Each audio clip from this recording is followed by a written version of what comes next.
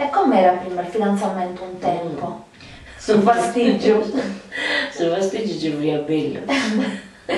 Perché prima non è che fosse il ragazzo a andare a chiedere la mano alla ragazza, ma bensì erano tra famiglie che facevano i matrimoni e cercavano le famiglie per bene, i ricos, i messaios, e quindi guardavano l'eredità, anche se una famiglia era molto ricca, però c'erano tanti figli, l'eredità veniva divisa, quindi andava meno, e allora cercavano di andare, di farle sposare le figlie con persone per bene, che in particolare che avesse il carro, i buoi, e poi il bestiame, tutte queste cose.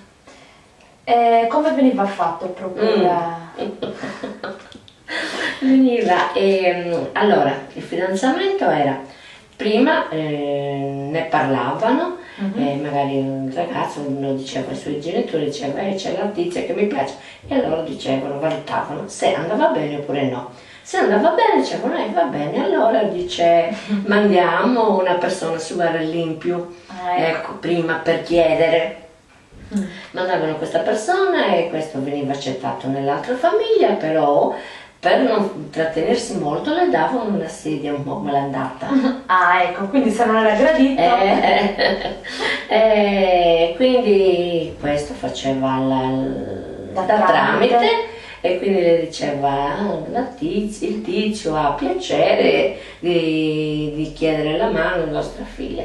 E loro dicevano, va bene, dicevo, vi darò una risposta. Dopo 8 giorni magari le davano la risposta sì o no. Se era sì, allora andavano i familiari di lui a casa della ragazza e parlavano fra i genitori e poi presentavano a lei.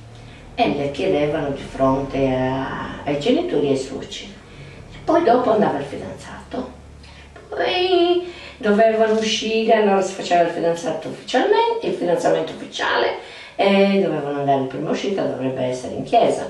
La sera prima andavano tutti i parenti dello sposo, a casa della sposa, a divotare sprendersi. E poi facevano balli. Quindi sprendosa sarebbero i gioielli, lo scambio della... Sì, perché infatti di solito anche negli anelli so che c'erano incise delle lettere. Una R in genere c'era. O la chiave. O la chiave, oppure c'erano 3 perle della bandiera d'Italia. C'è tutte queste cose. Poi la domenica allora si andava in chiesa e il ragazzo rimaneva a pranzo dalla casa della fidanzata. La sera facevano balli nuovamente e agli 8 giorni la ragazza andava a pranzo dalla casa dello sposo. Per quanto riguarda il matrimonio, la sposa veniva accompagnata dal genitore? Come... Sì, la sposa veniva accompagnata dal genitore e praticamente lo sposo andava accompagnato da un suo genitore, se non ce l'aveva andava un fratello. Prima andavano solo gli uomini, ecco adesso vanno anche padre e madre. Entrava e chiedeva, la sposa era nascosta, quindi chiedevano, salutava i suoi futuri suoceri e poi si presentava a lei.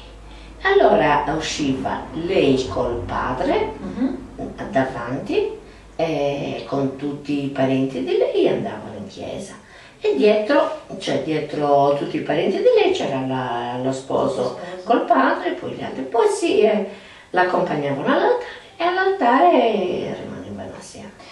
Sarazia veniva usata? Sarazzi? Sì, Sarazzi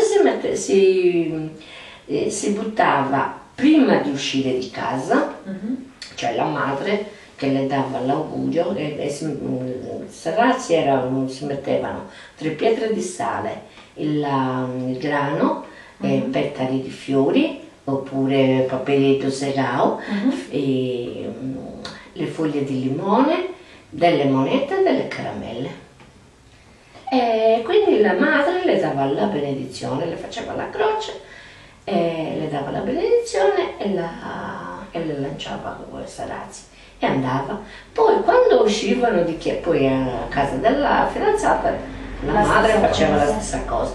Quando uscivano da chiesa era la madre dello sposo per prima Che doveva fare che doveva fare questo nel piazzale di chiesa e poi anche quando andavano a casa sua.